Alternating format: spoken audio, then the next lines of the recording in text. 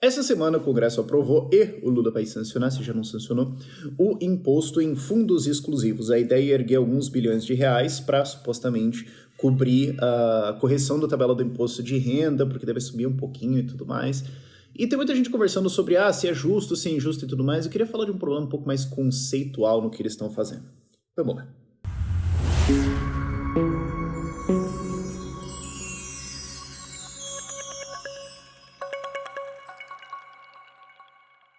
Então, assim, tem várias pessoas discutindo o que vai ter de arrecadação disso, ou se é justo, se é injusto e tudo mais.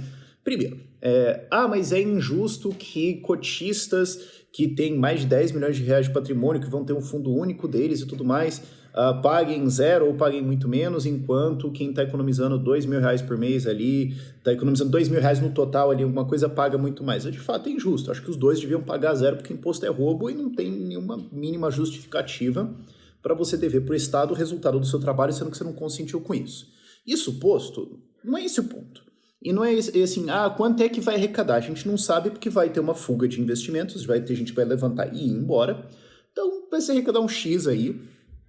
Então não faz sentido também dizer que isso é para cobrir a correção da tabela do imposto de renda. Porque como não se sabe o que vai arrecadar, você não tem como dizer o que vai pagar ali da correção. E a correção é só um populismozinho jogado ali, para ver se a galera esquece que o Lula prometeu corrigir para 4 e porrada ou 5, e depois eles falaram que não dava para fazer, lançaram uma fake news que não podia corrigir por causa da anterioridade, que era mentira. Aí depois que isso caiu, eles falaram que iam corrigir, enfim, coisas do governo Lula. Não é esse o problema. O principal problema de conceito aqui, ok? As contas do governo estão explodidas, o déficit planejado originalmente era de 50 bi, depois foi para 100 e pouco, agora está em 136. Se você fizer a regra de 3 do atual, vai dar mais lá perto de 150. E já estão falando pro Haddad, para de falar, para de se enganar de que não vai ter déficit em 2024. Vai ter, só você aí que é trouxa que acha que não vai ter. Vai ter sim. Isso está acontecendo por causa de aumentos de gastos e queda de arrecadação. Aumentos de gastos, porque o governo Lula quer gastar mais um monte. Inclusive agora, o desemprego caiu, saiu a estatística do segundo trimestre, o desemprego caiu. Claro, que contratou um monte de funça. Então o desemprego caiu porque aumentou-se os gastos públicos para contratar funcionário público. Pô, agora vai. Estão aumentando isso e a arrecadação está caindo porque as pessoas estão investindo menos. Já tem várias notícias, várias manchetes de quedas de investimento direto internacional, de queda da formação de bruta de capital fixo. Isso cai a arrecadação, inclusive está dando problema nas cidades agora que estão falindo por causa disso. E qual que é a solução que está sendo encontrada? A solução que está sendo encontrada é punir quem produz no Brasil. O que como um conceito é estúpido, porque significa que essas pessoas vão embora, o seu déficit vai continuar ali, as pessoas que estão produzindo e que estão gerando emprego e que estão também ajudando a pagar a conta indiretamente, né, via impostos, vão começar a sair e o seu problema espirala na direção da explosão. O que me volta ao ponto anterior de, mas é porque é injusto que os ricos paguem menos impostos.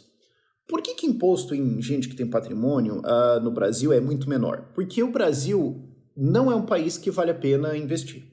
Não é um país que compensa o seu risco e não tem, assim, é um mercado ineficiente. Você tem ali disparidades que você consegue encontrar, tem várias coisas assim. Mas quando você pensa no risco cambial, no risco político, em todas as coisas, não vale a pena. E não tem, assim, um grande crescimento acontecendo. Agora saiu, inclusive, o PIB da Índia, eles cresceram alguma coisa assim, tipo 7%. Agora estão querendo soltar foguete que, pelo jeito, vai ser tipo 2% esse ano. Gente, a Índia, que tem todos os mesmos problemas que a gente, está crescendo 7%. E os caras que estão comemorando 2%. Então, assim, tem um grande potencial de crescimento? Não tem. Então, como é que o Brasil compensa isso para atrair capital? Ou juros altos, que é a Selic alta pra caramba, para conseguir segurar a capital aqui, ou rico não paga imposto. Então, assim, a gente cria várias formas diferentes, que se você for trazer uma bela de um calhamaço de uma grana aqui, o teu imposto vai ser zero ou muito próximo disso, para ver se atrai o cara, para ver se compensa o fato de que o Brasil não vale a pena. Esse é o que a gente fez aqui no Brasil desde os últimos, 30 anos, a Constituição atual, E aí aponta-se que isso é injusto e então vamos subir o dinheiro, vamos subir o imposto nessa galera. Beleza, essa galera vai levantar e ir embora. Eu não estou querendo discutir o número da arrecadação, ou déficit disso ou disso daquilo. Eu estou falando assim, como conceito, isso resolve o problema de que não é uma boa ideia investir no Brasil? Não, na verdade piora. Tá bom, então vai ter mais ou menos, mais investimento ou menos? Vai ter menos. Tá, então vai ter mais geração de emprego ou menos? Menos. Tá, então vai ter mais produtividade ou menos? Menos. Isso é uma espiral destrutiva. E esse é o conceito do que está sendo feito nesse governo. E é isso que as pessoas precisam atentar e é isso que a gente precisa mudar. Para vocês terem uma noção do que é possível os caras fazerem, porque a galera fala assim, mas tem quase um tri, acho que era 966 bi aí nesses fundos, pô, não vai todo mundo embora, tá bom, mas só pra você ter uma noção do que acontece, do que esses caras poderiam fazer, em termos do que vale mais a pena. A gente tem a SET aqui, que é uma empresa parceira do Ideias Radicais, em que a gente ajuda pessoas a saírem do Brasil e legalmente pagar menos impostos, viver de uma maneira mais livre e tudo mais. Então assim, cara, 3 opções simples que as pessoas poderiam continuar pagando 0 de imposto. Portugal e Malta combinados. Se você abre a sua empresa de investimento lá, mas o dinheiro não é trazido para Malta, lá você paga 0. Aí você se muda para Portugal e pega o regime de residente não habitual. Você está isento de dividendos, impostos, de coisas externas de Portugal por 10 anos. Então o cara para de morar no Brasil, vai morar em Portugal, vai ter o custo de abrir umas coisinhas lá, vai ter o custo de abrir uma empresa em Malta, vai ter uma burocrazinha aí, e continua zerado. A diferença é que agora ele está morando em Portugal, com acesso à Europa toda.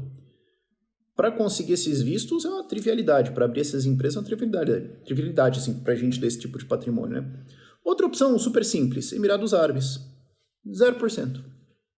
Você abre suas coisas lá, vai lá, pode morar lá. Para quem tem um patrimônio desses, vai ser um pouquinho mais caro, vai, né? Daí-se. Se você tem 10 milhões de reais para botar num fundo, dá para resolver, né? Dá pra gente corta o champanhe um pouco no fim de semana e dá para fazer, né? Então, paga 0.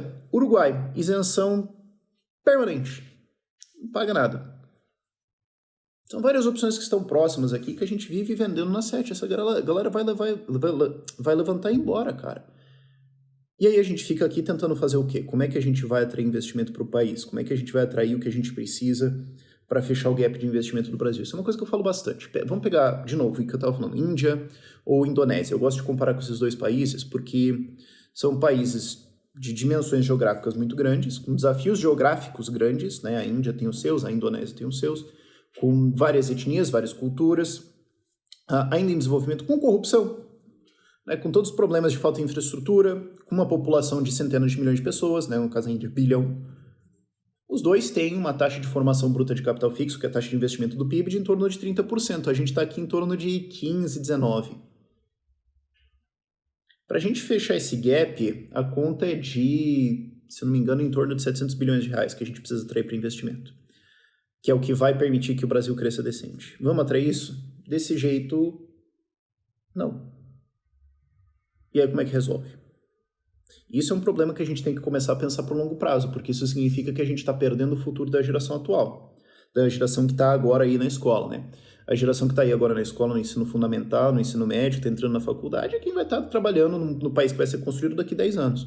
Se não tem esse investimento agora, eles vão ter o mesmo estilo de vida que a gente, ou talvez até menos, né? Dependendo do desastre que vai ser montado aqui.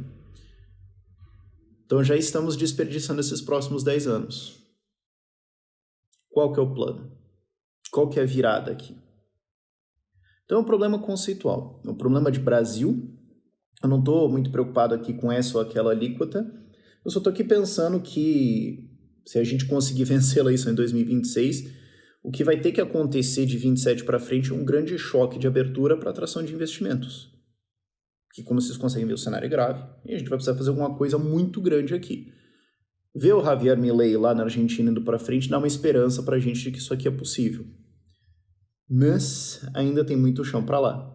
Agora, outra coisa também é o seguinte, vai vir outras coisas, né? Tava nessa MP a ideia de tributar offshore, aí caiu, não sei o que, tal, vai por um projeto de lei.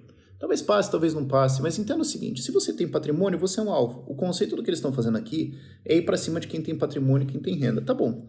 Então, agora fundo exclusivo não me pegou, tá bom. Offshore não vai me pegar. Cara, uma hora vai. Uma hora vou te pegar. Então, se você não começar a aprender como se proteger, se você não começar a se tornar mais móvel internacionalmente, se você não começar a saber o que você pode fazer, uma hora vão chegar na tua porta. É a mesma coisa que censura, né? Primeiro vieram atrás daquele cara, mas não era eu, não liguei. Depois vieram atrás do outro, depois vieram atrás do outro. Quando vieram atrás de mim, não tinha mais ninguém para reclamar, eu fui também.